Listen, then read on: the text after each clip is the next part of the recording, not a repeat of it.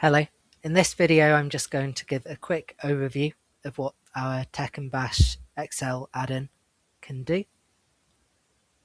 So very simply, after you've installed it, it's as simple as clicking this button up here to open the add-in. That will then open this task pane for you on the right. You can resize it, you can scroll in and change the size all to your liking. You're then presented with a number of apps. So in this apps section, we have a tool called the reconciler, and you'll be able to find a description of what it does. I'll just show you quickly how that works. So the first input that we've got here is the cell range of numbers to reconcile. So I've got two options. I can either type in the range that I want, which in this case is going to be E4 to E19. And there's also validation there that will just kind of make sure that if you accidentally fail to input enough information or the wrong kind of input, that it won't let you.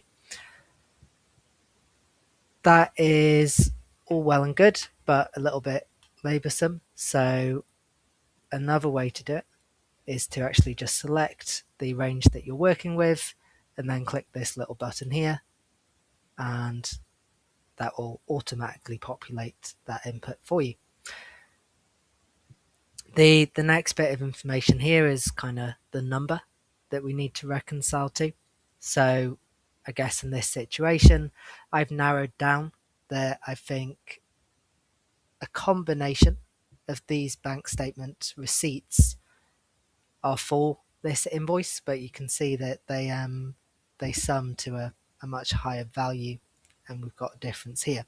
So the target value I want it to reconcile to is this invoice value here. So I will select that cell location. That is literally all I need to do. So now I can just simply click submit. That will then pause the input so that I can't make a mistake.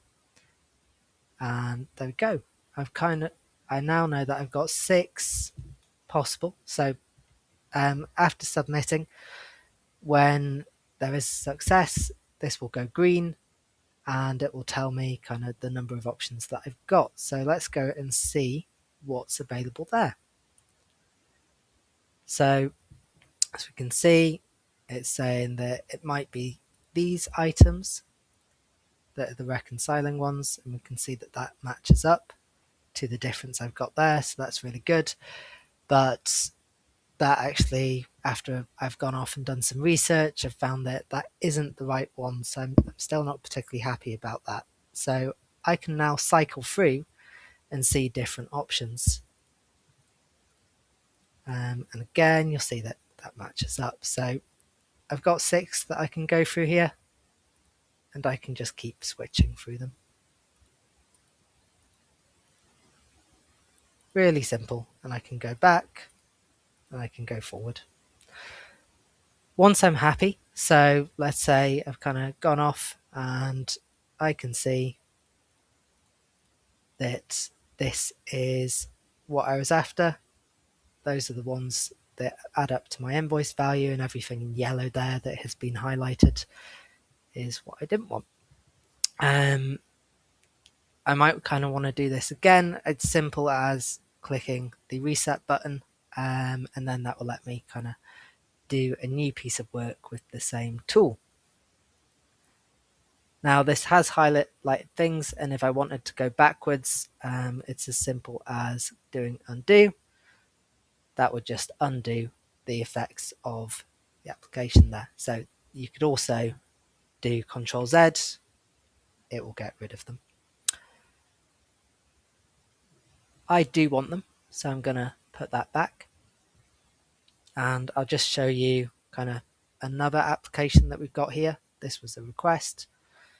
So we have the aggregate by color application. And this tool applies an aggregate formula on all cells in a cell range that match the color of another cell.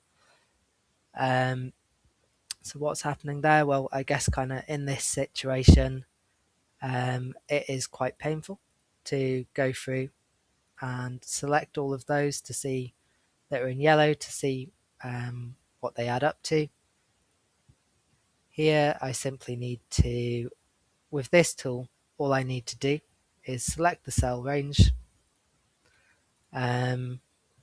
select a cell that has the color that I want to perform an aggregate formula with, and then I just need to choose the formula that I want to apply to. So to get this difference value that I was after, I would choose the sum formula, but if I wanted to play around with max or min or average, that's also an option available for me. I'm going to click sum. Now I can submit the form. Nice little green box to tell me that I did everything right, and it tells me the result there. I'm quite happy knowing the result, but if I wanted to kind of take that to the spreadsheet, I just need to select a cell that I want it to go to and click insert result. Perfect, it's there. And again, if I want to start again, I just need to click the reset button. So those are the apps that are currently available, and they sit in this apps category here. The other kind of functionality that is available is something called custom functions. Now, custom functions are formulas that don't exist in Excel yet. The side pane here shows you which ones are available. So we have the bolt-ons category, which is really just kind of formulas that we think should be in Excel, but for whatever reason haven't been. So this includes the static round between function, and it's to access these functions. It's as simple as doing equals, so the same way that you would do a normal function. Then you have to access something called the namespace, which in this case is TB. Then dot, and then that's going to present you with all the formulas that are available for our custom functions. So I'm going to choose static round between, and then I just fill out the details. There we have it. So static round between is essentially round between, so it's not dissimilar from the round between function, except it only processes once. So if I were to kind of do something underneath here, so I'll just kind of copy that cell down, you'll notice that the round between changes on each cell, but this static has always remained at 5. I'll show you again there. It does not change. So that is the benefit of the static round between. We then have things like finance and accounting functions. So here I've got an invoice, but let's pretend that that is actually the gross value of the invoice. So I want to know what the net value of that invoice is.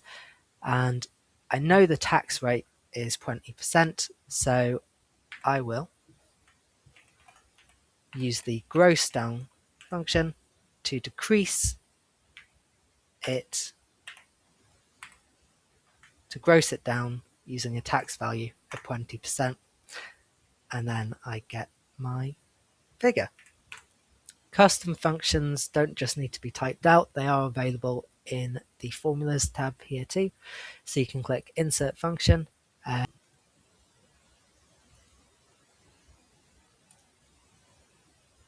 and to do that you need to go into this category section and then click on the tech and bash category, and that's going to go and give you the options. So let's reverse it. Let's say that actually we want to add 20%. So let's in this say that the invoice value is in fact a net value. We can gross it up by the tax amount. There we have that there. There's other little things that you can click on as well in this little nav bar. So in this help section, there are various hyperlinks that will take you to a different page. So say you want to kind of learn how to use some of these features or just explore them in a little bit more detail, you could click this demos one, signified by the videos icon. And if we click that, that's going to take us over to YouTube, where we can learn all about the other features that are available here. You can also check out announcements just to see what has been added, what's going on, and stay up to date.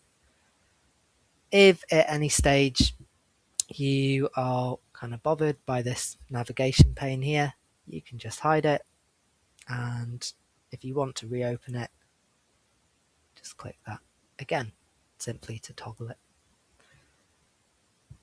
Hope that's been useful, and thanks for listening.